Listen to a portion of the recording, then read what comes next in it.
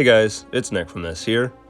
Dead by Daylight has had many collaborations with other licenses over the years, and while most of them have been awesome and perfectly executed, there have been some unexpected and flat-out weird collabs that have happened.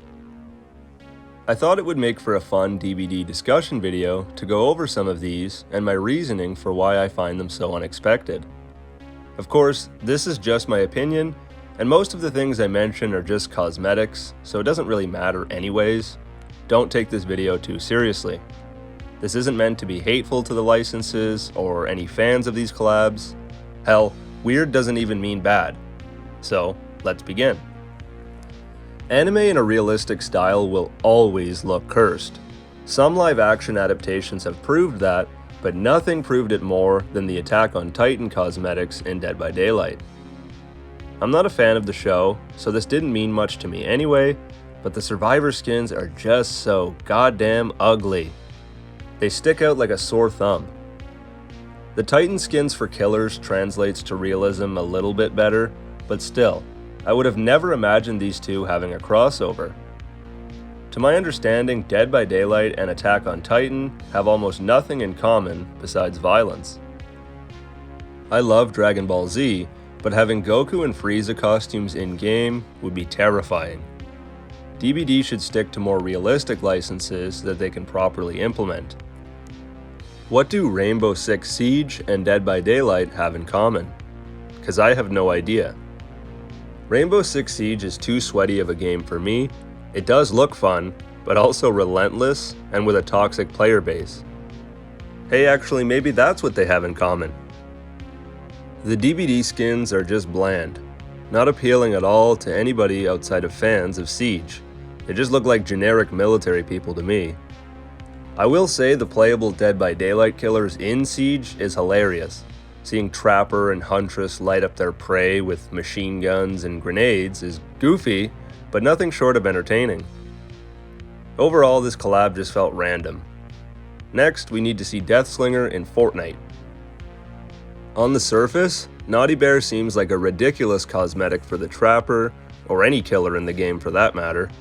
A giant teddy bear? Even in the Naughty Bear games, there wasn't blood since he only ever killed other teddy bears. However, this strange inclusion actually makes more sense than any other entry on my list, since Naughty Bear is a game developed by Behavior Interactive back in 2010 when they went by Artificial Mind and Movement. So, it is a neat homage to their previous work. It makes sense, but still odd seeing a giant teddy bear running around the realm. I dig it though. Nic Cage is a very recognizable actor, but it came as a shock when Behavior revealed they would be releasing Nic Cage as a survivor in-game. He got his own paragraph, literally titled Nicolas Cage, where he plays himself.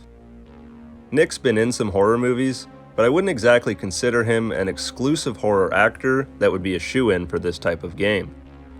I love Nic Cage and his erratic acting, so of course I bought him, for the memes, but from a realistic standpoint, this was beyond random. I never really liked when games such as Fortnite or Call of Duty add real-life celebrities like The Weeknd and Nicki Minaj. I play video games to get away from reality. Adding fictional characters is fine, but real people just doesn't jive as well for me, personally. Nic Cage's voice lines are hilarious though, so he was a welcome surprise. The Boulet Brothers are a pair of drag queens. I'd never heard of them before, so I had to look them up.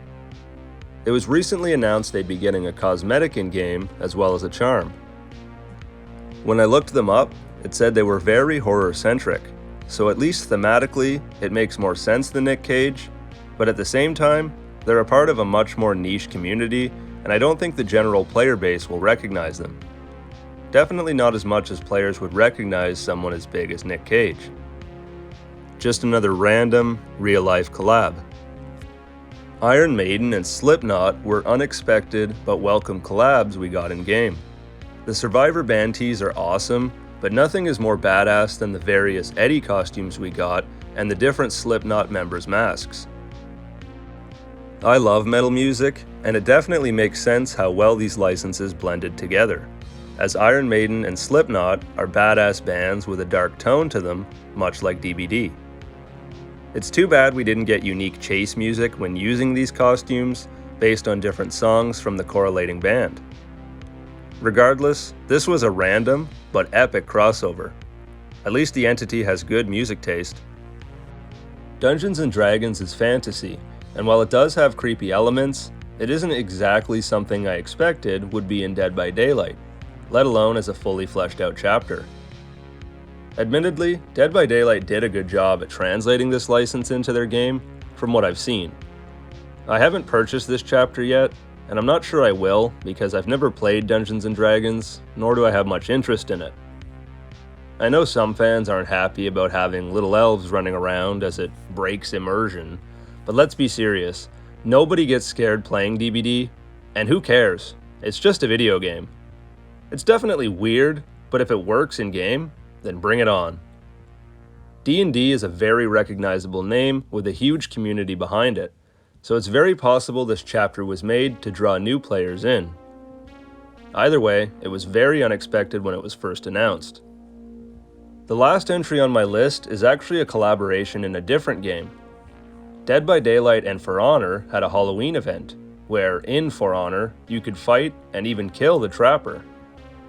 It's a shame you couldn't play as any of the DBD characters, but still pretty interesting to see Trapper in a different game.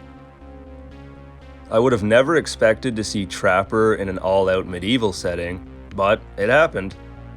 I would have preferred For Honor cosmetics in DBD than Siege, but nope, we only got a charm on our end of the collab.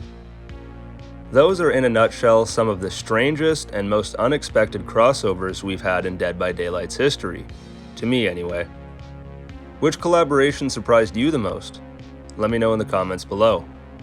Thanks for watching, guys. As always, this has been Nick. See you later.